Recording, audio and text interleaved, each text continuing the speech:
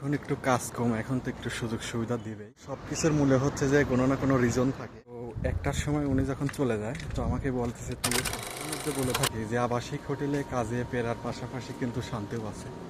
তো দেখেন আজকে আমাদের হোটেলে কাজের চাপ একটু কম থাকায় আমার মুদির ডিউটি শেষ হওয়ার 2 ঘন্টা আগেই আমাকে রুমে পাঠিয়ে দিল।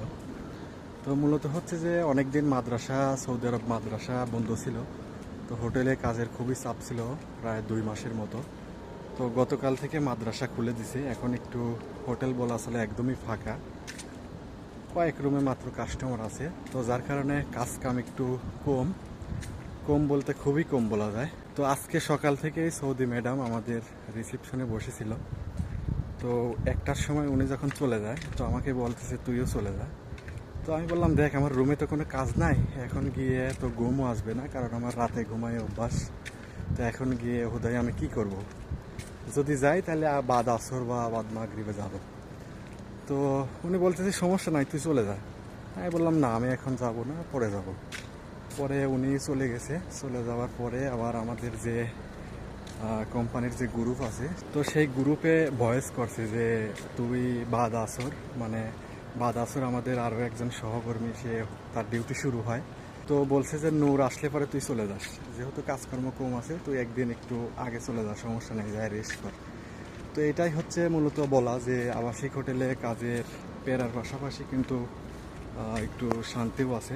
তবে এটা বলার পিছনে একটা কারণও আছে। কারণ হচ্ছে যে আমরা যেখানে কাজ করি এখানে হচ্ছে যখন কাজের চাপ একটু বেশি থাকে তখন আমাদের যে মেইন 12 ঘন্টা ডিউটি, সেখান থেকে 1-2 ঘন্টা বেশি হলেও আমরা কিন্তু কাজ শেষ করে তারপরেই রুমে যাই। যদিও সব কিছুর মূলে হচ্ছে যে কোনো না কোনো রিজন থাকে। কারণ হচ্ছে যে আমাদের হোটেলেও যখন কাজের চাপ একটু বেশি থাকে তখন আমরা মূল ডিউটি ছাড়াও 2-1 ঘন্টা বেশি করি। এখন একটু কাজ কম, এখন তো একটু সুযোগ সুবিধা দিবেই, কারণ প্রায় 2 মাস যাবৎ মূল ডিউটি ছাড়াও অনেক সময় 2-1 দিন বেশি করা লাগছে। তো এগুলো আসলে সব কিছুই নিজের মধ্যে। কারণ হচ্ছে যে নিজের কর্মস্থল যদি নিজের প্রতিষ্ঠান ভেবে কাজ করা যায় তাহলে মালিকের কাছেও ভালো থাকা যায় বা কর্ম প্রতিষ্ঠানে সবার কাছেই ভালো থাকা যায়। মূলত ঘটনা এটাই যে বিদেশের মাটিতে একটু ভালো থাকতে গেলে সুযোগ সুবিধা মিলাই চলতে হবে। মালিকের সুযোগ সুবিধাও বুঝতে হবে, আমাদেরটাও বুঝতে হবে। শুধু নিজের স্বার্থ বুঝলে হবে না, মালিকের স্বার্থও বুঝতে হবে। তো যাই হোক, কর্ম প্রতিষ্ঠানে ভালো থাকতে গেলে এতটুকু করা লাগবেই, সুযোগ সুবিধা মিলাই জীবন। তো যাই হোক, সবাই ভালো থাকবেন, দেখা হবে নতুন কোনো ভিডিওতে। সে পর্যন্ত সবাই ভালো থাকবেন, আল্লাহ হাফেজ। আমরা আপনাদেরকে বলি না যে আবাসিক হোটেলে ফেরার পাশাপাশি শান্তিও আছে।